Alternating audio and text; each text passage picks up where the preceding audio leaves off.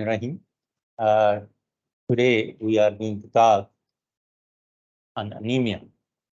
आज हम जिस टॉपिक पे बात करना चाहते हैं वो है अनीमिया। जैसे आप लोग जानते हैं, जो एनेमिक एनिमल्स या ह्यूमन बींग्स होते हैं वो या तो आरबीसी काउंट में कमी की वजह से होते हैं, या हीमोग्लोबिन की कमी की वजह से होते हैं, या फिर हीमोटोक्रिक वैल्यूज जो हैं वो कम होते हैं, तो उसको हम एनेमिक एनिमल्स या एनेमिक ह्यूमन बीइंग बोलते हैं। उसकी वजह ये होती है कि वो जो एनिमल्स या ह्यूमन बीइंग्स हैं या जो ब्लड है वो कैरिंग कैपेसिटी जो है ब्लड की, ऑक्सीजन कैरिंग कैपेसिटी वो बहुत ही कम हो जाती है, जिसकी वजह से जो ऑक्सीजन टिश्यूज को चाहिए वो पूरी मिल नहीं पाती है।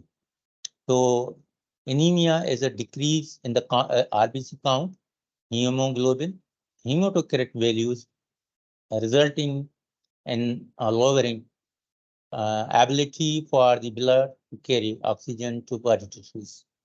Anemia is a Greek word which means lack of blood.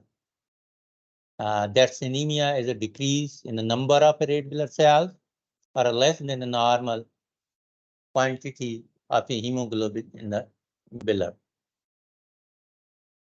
So whenever there is a decrease in the RBCs, hemoglobin or hematocrit values or a level that is decreasing or diminishing the carrying capacity of the oxygen, which leads towards the hypoxia or hypoxia induced effect on organ function, whereas the signs or symptoms of anemia develops.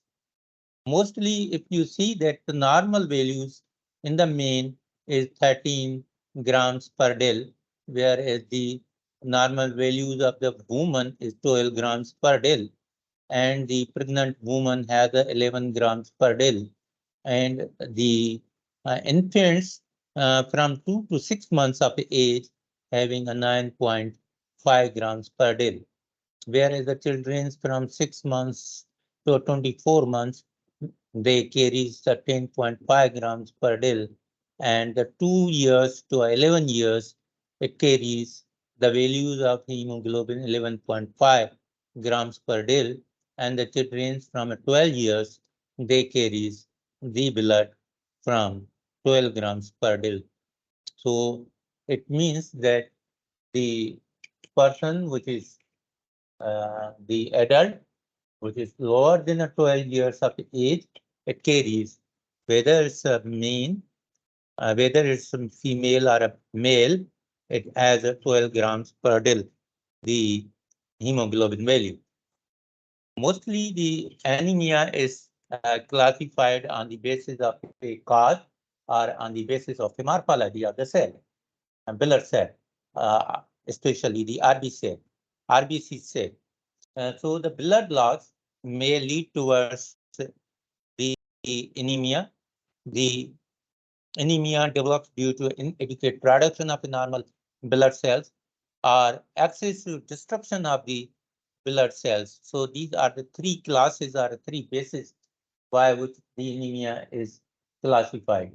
Whereas on the basis of a morphology, the cells of a normocytic condition or a microcytic morphology are having a macrocytic morphology, मतलब कि normal size के cell के साथ भी anaemia हो सकती है, छोटे बिल्कुल नॉर्मल साइज से छोटे से आरबीसी के साथ भी एनीमिया हो सकती है, और एनीमिया बड़े साइज के सेल्स के होते हुए भी हो सकती है।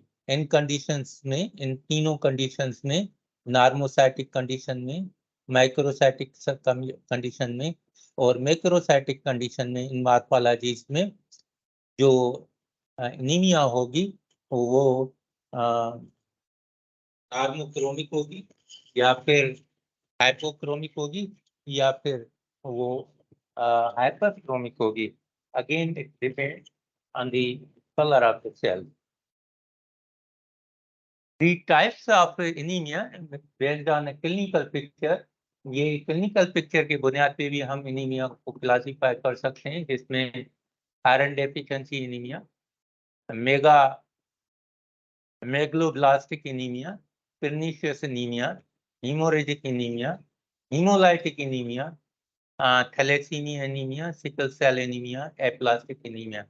मतलब हम जैसे कहते हैं कि एनीमिया तीन बेसिस पे हो सकती है, कि डिस्ट्रक्शन की वजह से, ज्यादा प्रोडक्शन की वजह से, या फिर जो है कम प्रोडक्शन की वजह से एनीमिया हो सकती है। तो आयरन डेफिशिएंसी में अगर एनीमिया हो ड्यू टू आयरन डेफिशिएंसी, जिसमें एक्सेसिव लॉस ऑफ आयरन हो, तो मोस्टली जैसे औरतों में एक नॉर्मल फिजियोलॉजिकल मैच्योरेशन पीरियड है जो आता है, तो उसमें या ग्रोइंग फीटस होता है प्रेग्नेंट ह्यूमन में या एनिमल्स में, प्रेग्नेंट फीमेल में अगर वो फीटस ग्रो कर रहा है, तो उसमें भी ये आयरन डेफिशिएंसी हो सकती है, जिसकी वजह से एनीमिया काज हो सकता है। Megaloblastic anemia is due to a less intake of B12 or a folic acid, या फिर रेड बोन मेरो जो है ना produce abnormal RBCs like cancer drugs अगर कोई ले रहा है, तो उसमें ये हो सकता है कि मेगलोब्लास्टिक एनीमिया हो, जिसमें विटामिन B12 की डेफिशिएंसी होती है, या फिर फोलिक एसिड की डेफिशिएंसी होती है, या हम इंटेक जो है ना B12 की या फोलिक एसिड की कम लेते हैं, तो उसमें ये मेगलोब्लास्टिक एनीमिया डेवलप होती है। या फिर हम ऐसी दवाइयाँ जो कैंसर की दवाइयाँ खाते हैं, तो उसमें भी मेगलोब्लास्टिक एनीमिया डेवलप होती है। पेर्निशियस एनीमिया जो वो ये है कि अगर हमारा मादर विटामिन B12 एब्जॉर्ब नहीं करता, इंटेस्टाइन विटामिन B12 एब्जॉर्ब नहीं करते, इंटेक तो प्रॉपर है, लेकिन वो विटामिन B12 की इंटेक एबिलिटी नहीं है स्टमक में कि उसे एब्जॉर्ब करे, तब भी पेर्निशियस एनीमिया काज होगी। वो भी विटामिन B12 की कमी की वजह से एनीमिया होगी, लेकिन ये इंटेक की वजह से नहीं है, मेगलोब्लास्टिक एनीमिया नहीं है, ये एब्जॉर्प्शन की वजह से कि स्मॉल इंटेस्टाइन या फिर स्टमक विटामिन B12 को एब्जॉर्ब नहीं कर पा रहा। सर्जिकल ऑपरेशन करवाया हुआ है इंटेस्टाइन का, स्टमक में कैंसर है, तो इन कंडीशंस में B12 एब्जॉर्ब प्रॉपर्ली नहीं हो रहा है, तो दैट में lead towards pernicious anaemia. Haemorrhagic anaemia, ये excessive loss of RBCs through a bleeding stomach ulcer maturation में लीड टुवर्ड्स हेमोरेजिक एनीमिया। मतलब खून ज्यादा बह गया है और आरबीसी जो है की कमी हो गई है, तो उसकी वजह से जब अनीमिया होगी, तो उसे हीमोरेजिक अनीमिया का कहेंगे। हीमोलाइटिक अनीमिया मतलब आरबीसी प्लाज्मा मेम्ब्रेन और रप्चर हो रही है, may be due to parasite toxins antibodies. तो कोई भी आप ऐसी दवाई ले रहे हो जिससे आरबीसी डिस्टर्ब हो रहा है, या ऐसे पैरासाइट्स हैं जो हीमोलाइसिस काज कर रहे हैं या आरबीसी को तोड़ रहे हैं, तो उस कंडीशन में ऐसी एनीमिया को हम हीमोलाइटिक एनीमिया बोलते हैं। थैलेसीमिया, थैलेसीमिया ऐसी कंडीशन है एनीमिया की जिसमें सिंथेसिस ऑफ हीमोग्लोबिन वो प्रॉपर नहीं होती है, और मोस्टली जो मेडिटेरेनियन पॉपुलेशन है जो सी के साथ में रहते हैं, तो उसमें ये ज्यादा पाई जाती है। सिकल सेल एनीमिया ये हेरिडिटरी ब्लड डिसऑर्डर है, जिसमें रेड ब्लड सेल्स जो है एबनॉर्मल रिजिड या सिकल शेप के बनते हैं, जिसकी वजह से एनीमिया डेवलप होती है। और इसका मतलब है कि एबनॉर्मल मॉर्फोलॉजिकली सेल्स जब आरबीसी से डेवलप हों, और वो हेरिडिटरी बुनियादों पे भी होता है, तो ये डिसऑर्डर मोस्टली जो है ना हेरिडिटरी बुनियादी पर डेवलप होता है, कि जो सेल बनते हैं वो एबनॉर्मल होते हैं, रिजिड होते हैं, सिकल शेप के होते हैं, वो कैरिंग कैपेसिटी जो है, ऑक्सीजन कैरिंग कैपेसिटी लूज करते हैं, नहीं उठा पाते, जो हमें बॉडी को सप्लाई करनी होती है oxygen. Aplastic anaemia destruction of red bone marrow जो है ना डिस्ट्रक्शन काज कर रही है, या फिर जो है टॉक्सिन्स की वजह से या गामा रेडिएशन इस्तेमाल कर रहे हैं due to a treatment of a cancer, तो इसमें भी जो है एप्लास्टिक एनीमिया डेवलप होती है। जैसे कि मैंने कहा कि तीन टाइप की जो क्लासिफिकेशन है कि भाई ब्लड जो है वो नॉर्मोसाइटिक है, मतलब सेल नॉर्मल है, लेकिन नॉर्मोक्रोमिक भी है, मतलब सेल का जो कलर है वो भी नॉर्मल है, लेकिन एनीमिया डेवलप करता है, डिजीज होती है ड्यू टू हीमोलाइटिक एनीमिया। मतलब एनीमिया ऐसी जैसे हीमोरेज काज हो गया, अक्यूट हीमोरेज हो गई, एनीमिया प्लास्टिक एनीमिया काज हो गया, एप्लास्टिक एनीमिया जैसे disappearance of RBC precursors bone marrow जो है वो ब्लड नहीं बना रहे हैं, या ब्लड ज्यादा लॉस हो रहा है, आरबीसी डिस्ट्रक्शन हो रही है, लेकिन एमसीवी या एमसीएचसी नॉर्मल है, वॉल्यूम नॉर्मल है, और फिर कंसंट्रेशन नॉर्मल है कार्पोसल्स की, लेकिन फिर भी अनीमिया है।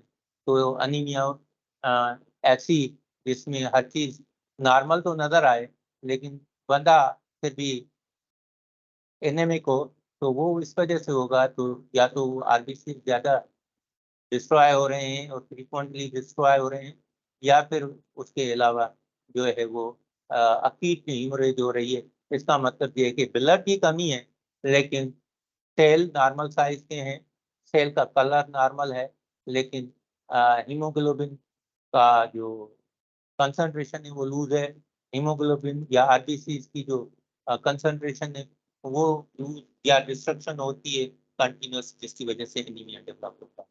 हाइपोक्रोमिक या माइक्रोसाइटिक एनीमिया, मतलब एक तो कलर डाउन है और दूसरा साइज भी छोटी है सेल्स की, तो उसमें लो एमसीएचसी मतलब कार्पसल्स जो है वो सेल्स की वो कंसंट्रेशन जो है ना लो आएगी, और जो सेल की वॉल्यूम है वो भी लो आएगी, और ऐसी कंडीशन में आयरन डेफिशिएंसी एनीमिया आती है, थैलेसीमिया आता है, या anaemia of the chronic disease.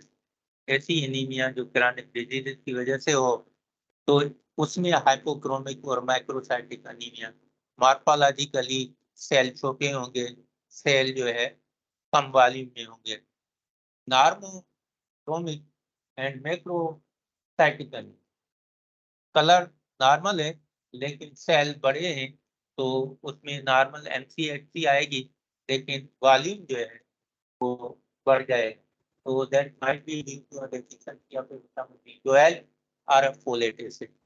तो इसलिए अगर आप इसमें देखें कि हाइपोक्रोमिक एनीमिया में माइक्रोसाइटिक एनीमिया भी होती है, नॉर्मोसाइटिक एनीमिया भी होती है, और एक माइक्रोसाइटिक एनीमिया भी होती है। इसका मतलब है कि कलर अगर ज्यादा गाढ़ा है तो वो मैक्रोसाइटिक बड़े सेल्स की वजह से भी हो सकता है, सेल नॉर्मल हो उसमें भी हो सकता है, या सेल छोटे हो उसमें भी हो सकता है, लेकिन इन तीनों कंडीशन में हाइपरोक्रोमिक हाइपरक्रोमिक जो सेल्स में तीनों कंडीशन में एनीमिया हो सकता है। नॉर्मोक्रोमिक में भी तीनों कंडीशन में, मैक्रोसाइटिक कंडीशन, नॉर्मोसाइटिक कंडीशन और माइक्रोसाइटिक कंडीशन में एनीमिया डेवलप हो सकता है। हाइपोक्रोमिक के साथ भी एनीमिया हो सकता है, वो माइक्रोसाइटिक हो, नॉर्मोसाइटिक हो या माइक्रोसाइटिक हो मॉर्फोलॉजिकली, तो इन तीनों कंडीशन एनीमिया हो सकता है। सिम्टम्स जो है कॉमन सिम्टम्स ऑफ एनीमिया, जो बंदा है वो आसानी से जल्दी से फटीग हो जाएगा, थक जाएगा, लॉस ऑफ एनर्जी ज्यादा होगी, यूजुअली रैपिड हार्ट बीट होगा उसमें, पर्टिकुलरली वो था एक्सरसाइज कर रहा है जब, तो उस वक्त उसकी हार्ट बीट बढ़ जाएगी, शॉर्टनेस ऑफ ब्रीथ होगी, और सांसें बिल्कुल ही कम लेगा, उसे हेडेक होगा, और पर्टिकुलरली वो था एक्सरसाइज जब करेगा उस वक्त उसकी हार्ट बीट ज्यादा होगी, ब्रीथ शॉर्टनेस होगी, और सर में दर्द होगा जब वो एक्सरसाइज करेगा। डिफिकल्टी कंसंट्रेटिंग, वो कंसंट्रेट कर नहीं पाएगा, डेजीनेस होगी, स्किन पेल होगा, लेग में क्रैम्प्स पड़ेंगे, एसोमिनिया का वो पेशेंट हो जाएगा।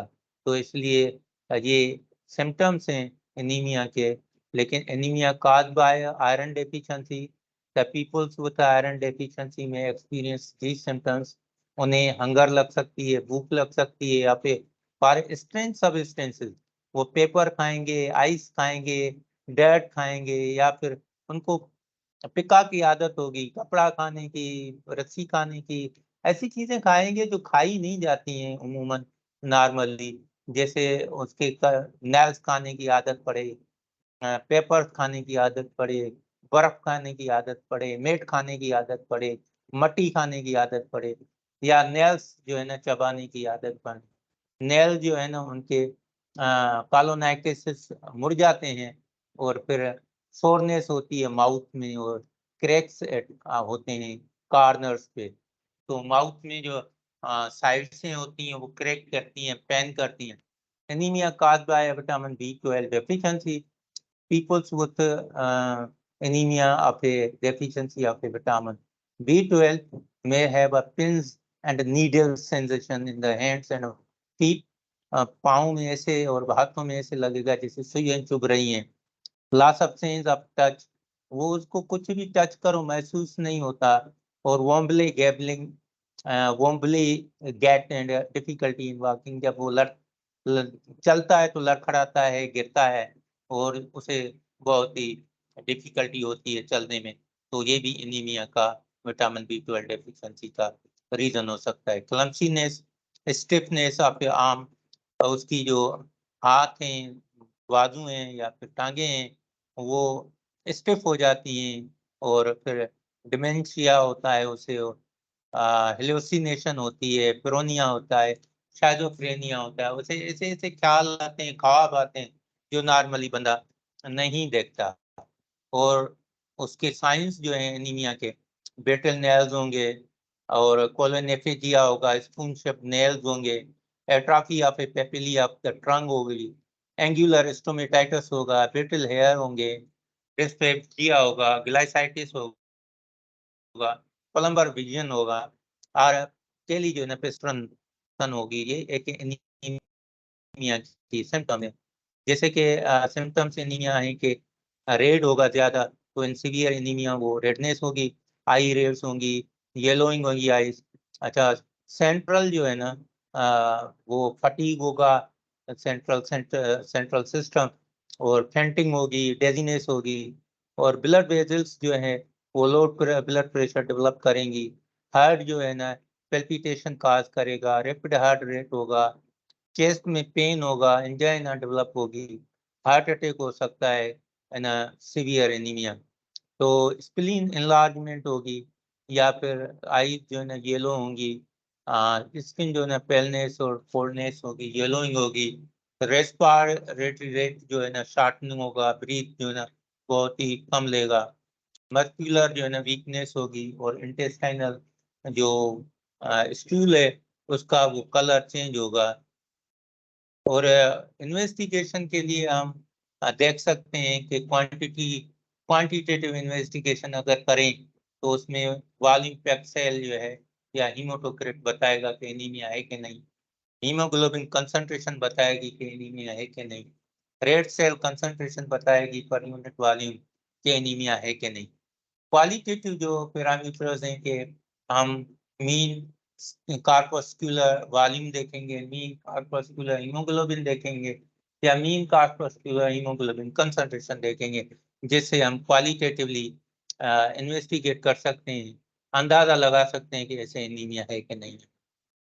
हीमोटोक्रिट जो है पैक्सेल volume, it is proportion of the volume of a blood sample that is occupied by RBCs. 42 to 52 main में होगा, 36 to 48 वुमन में होगी ये परसेंटेज हीमोटोक्रिट की।